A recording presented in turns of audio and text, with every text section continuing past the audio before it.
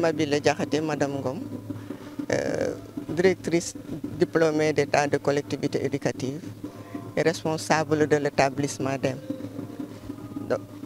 Aujourd'hui, nous nous sommes réunis ici pour l'ouverture de la colonie de vacances de l'établissement DEM qui est à sa deuxième édition. Cette colonie de vacances est dédiée à tout Sénégalais âgés de 6 à 14 ans, de sexe confondus, et plus particulièrement Saint-Louisiens et Saint-Louisiennes, dans le cadre de la Convention relative aux droits de l'enfant. Parce qu'on a remarqué à Saint-Louis surtout qu'il n'y a que 2 entreprises qui organisent des colonies de vacances. Alors ce sont leurs enfants qui partent et les autres enfants. Et pourtant ils ont les mêmes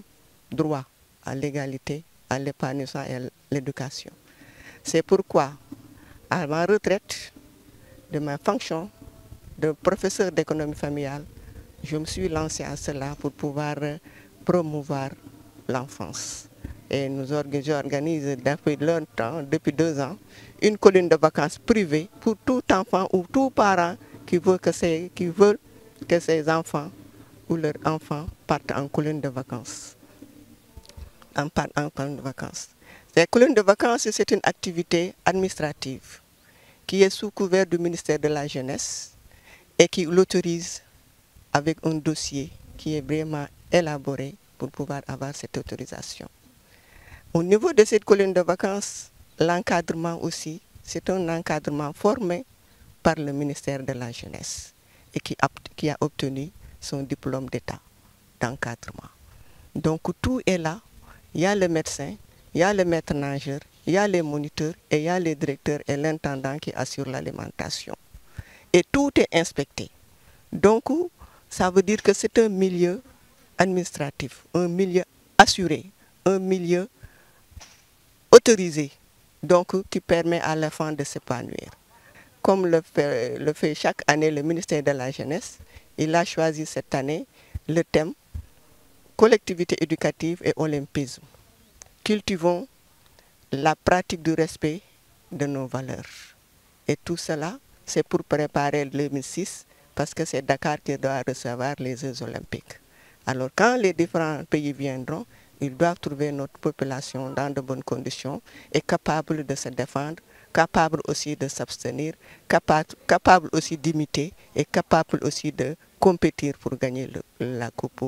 2026. C'est pourquoi le ministère a choisi cela et nous aussi, c'est ça le thème que nous allons développer ici, sur l'excellence, sur le fair play, sur le respect et tant d'autres. Il y a résistance, etc. Et parmi cela, avec le thème national, moi en tant que citoyenne, en tant qu'actrice de développement, qui est vécue au niveau de l'enfance et de la femme, l'établissement DEM a choisi comme sous-thème à préparer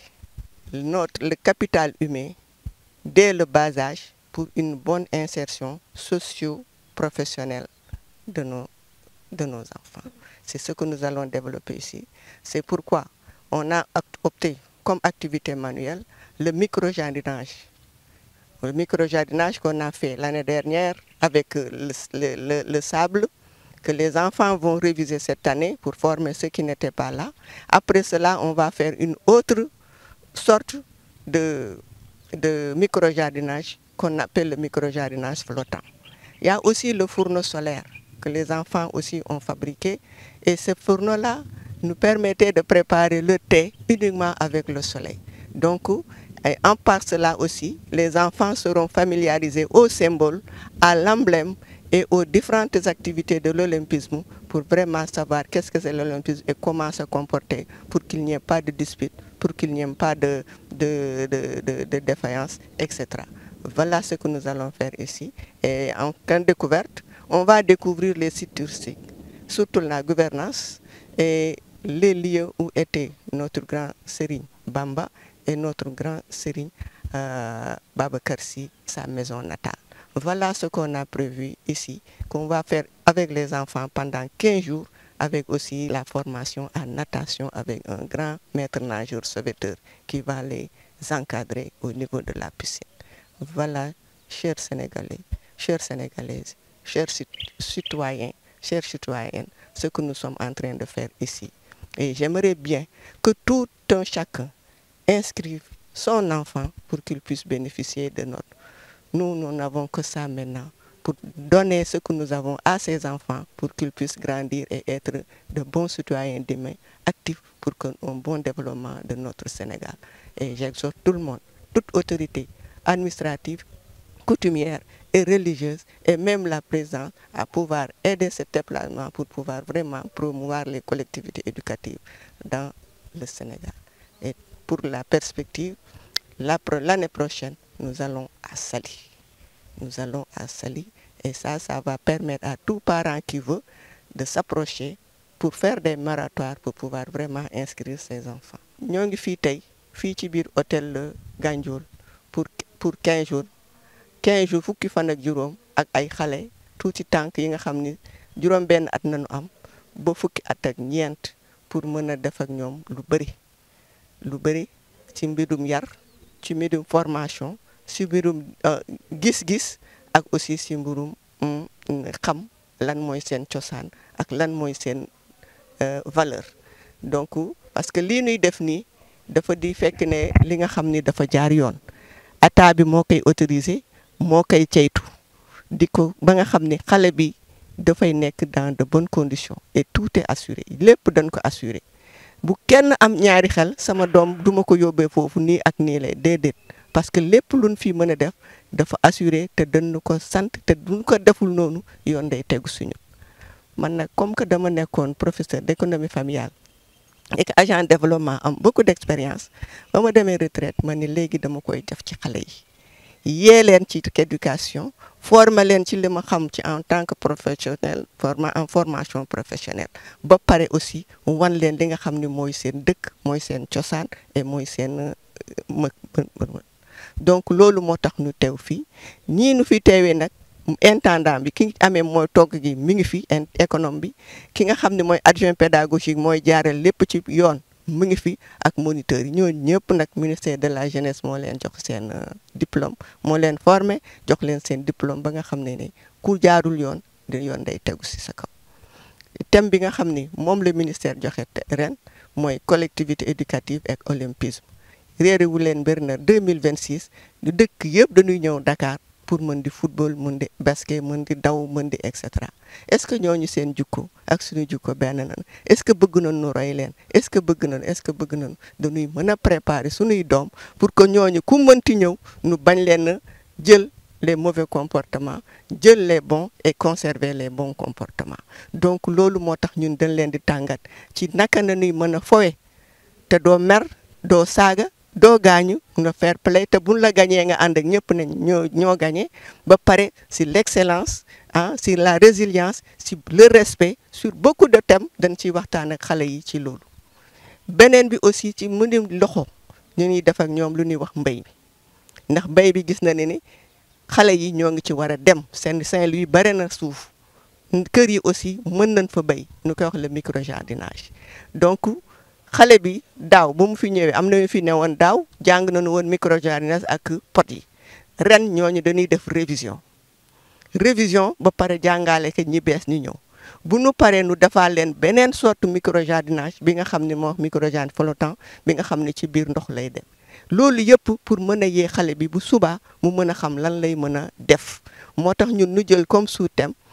ñu préparer tàngat xale yi, préparer leen ba nga xam ne bu subaa sunuy doom yi daanu nekk mag yi nga xam ne seen liggéey dana mën a jëmal insertion professionnelle. Donc loolu moo nu tax nu toog fii ba fukki fan du 16 au 31 nu bëgg nag ki nga xam ne sa doom demul mosul dem colonie nga préparer ko mu dem colonie, ndax colonie c'est un milieu d'éducation extramuros, bokkul ak école bi nga xam ne c'est entre les murs. C'est une autre forme d'éducation bi nga xam ne dana tax xale bi mën a gën a yeewu ba pare mën a développer d'autres facultés yi nga xam ne école bi du ko développer. Donc c'est un milieu qui est très très intéressant te dañu fiy découvrir lu bëri fii ci xale yi. Donc mu bëgg ne ku bëgg, parce que l'établissement dem da koy def ku bëgg amul fii laa far amul lee laay liggéey amul dama am noo ko mëne mën nga ko def pour nga mën a yegg foofu